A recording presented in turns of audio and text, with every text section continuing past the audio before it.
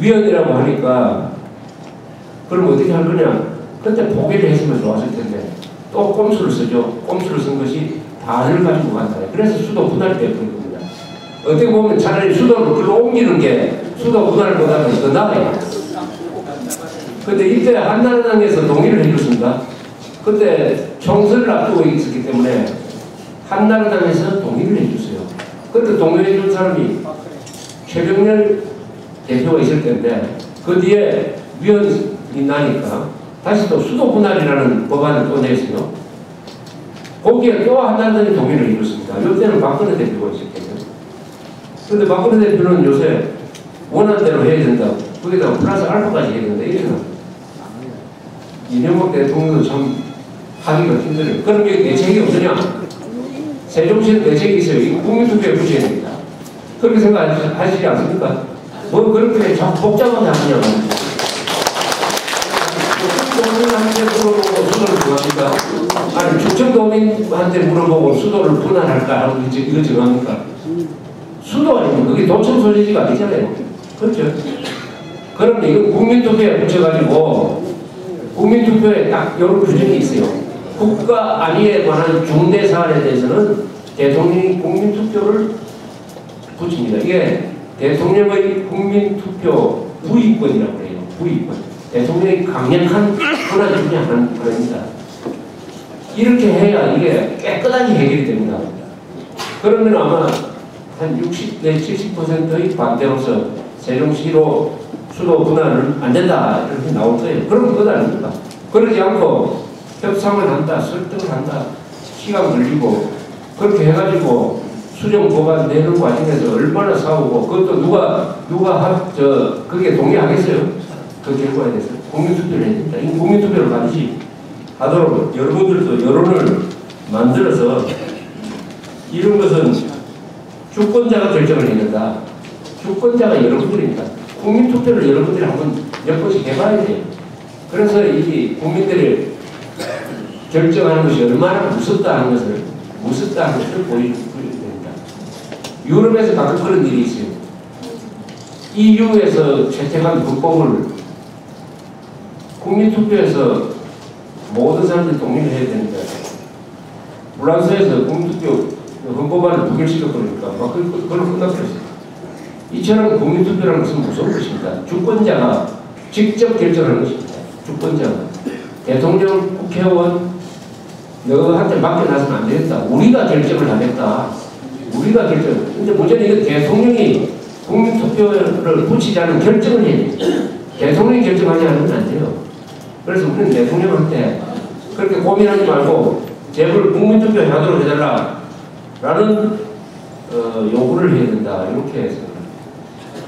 또 노무현 때 박은 데못이 한미연합사 개최라는 데못이 있습니다.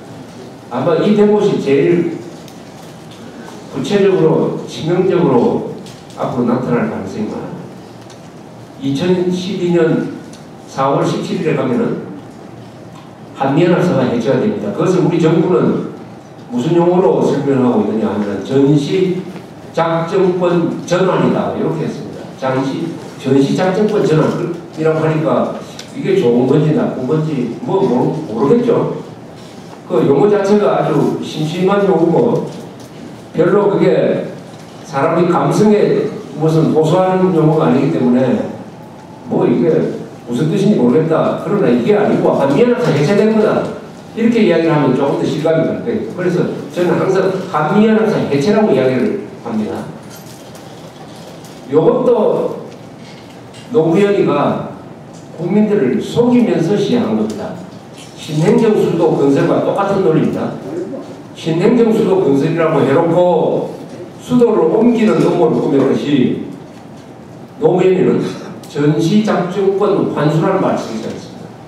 전시작전권은 지금 어떻게 되어 있느냐 하면은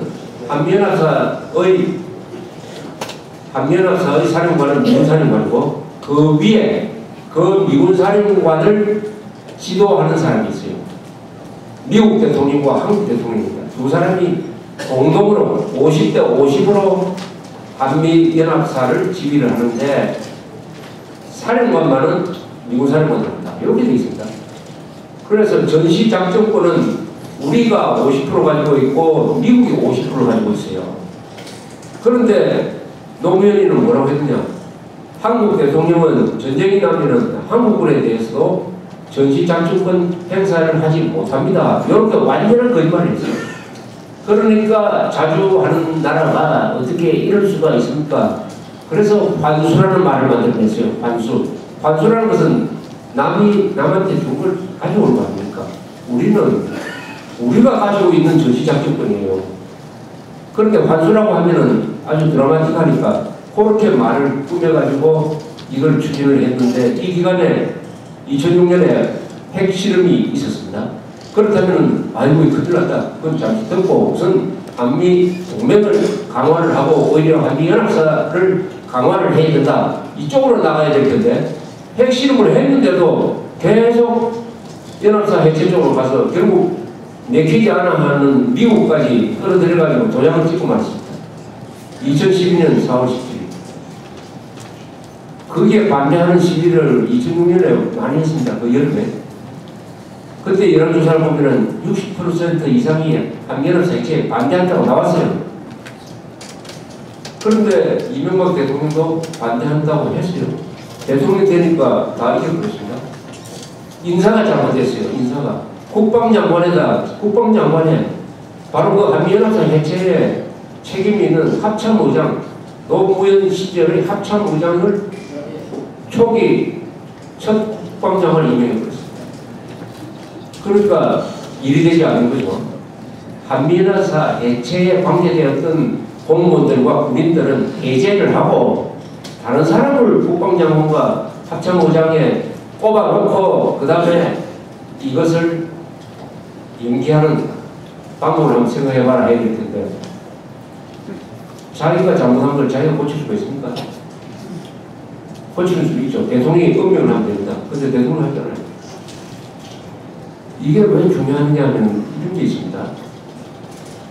북한군이 남침을 한다 하면은 지금 상황에서 북한군이 남침하면은 미군은 자동적으로 개입하게 돼 있어요. 미군이 자동적으로 개입하게 해주는 것이 바로 한미연합사입니다. 왜냐하면 북한군이 남침을 하면은 한미연합군이 대응을 해야 되는데 사령관은 미군이다. 그러면 미군은 자기 일이다. 그래서 미국에 연락해가지고 정문을 보내주십시오 하면은 자동적으로 정문이 오게 돼 있어요. 그러지 않고 한미연합사 해체됐다고 생각합시다. 한미연합사 해체된다는 건 뭐냐면은 한국군 지휘는 한국군이 하고 여기에 와 있는 미군 지휘는 미군이 합니까? 지휘권이 두 가지로 나눕니다. 그리고 북한군은 김정일이는 머리가 좋기 때문에 미군은 안 건드려요. 어떻게 하느냐? 한국군만 칩니다. 한국군만 치고 그 다음에 서울을 포위한 다음에는 핵무기를 쓰겠다. 한국어 하지 않는 핵무기를 쓰겠다. 이렇게 나온단 말이에요. 그러면 미국이 여기 나와 있는 미군이 자기는 한 사람도 안 다쳤다. 안 다쳤다. 그런데 지금 한국군은 북한군한테 밀려가지고 우리가 도와주지 않으면 치게 돼 있는데 그러면은 본국에 연락을 해가지고 정권을 보내달라 하겠습니까? 그때 미국이 보내겠습니까? 보내겠어요? 지금 보낸다는 약속은 돼 있는데 보내겠습니까? 아니 곧 며칠 안으로 망하려는데 보내겠어요? 또 잘못 보낸다가 북한이 핵무기 쓰면은 수십만 명이 죽게 돼 있는데 보내겠습니까? 이라크에서 5천 명이 죽어가지고 지금 쩔쩔매는데 보내겠습니까? 내라도 안 보내죠. 그래서 무슨 뜻이냐면은 한미연합사가 해체가 되면은 북한군이 남침했을 때 미군이 자동 개입할 수 있는 그 장치가 없어져 버렸기 때문에 자동 개입할지 안 할지는 그때 가봐야 하는 겁니다. 그때 가봐야 하는 겁니다. 그게 바로 한미연합사 해체라는 것의 의미인 것입니다. 한미연합사 해체가 한미연합사 보장만 있으면 미군은 자동 개입하니까 그래서 남침을 못하는 거죠. 한미연합사 해체가 되면 북한군 입장에서는 자꾸 치고 싶어 하는 마음이 생깁니다. 우리가 한 일주일만 이기면 된다. 절대 미군 개입하지 못할 것이다. 또 그때는 우리가 핵 무기를 미사일에 딱 장착해가지고 미군은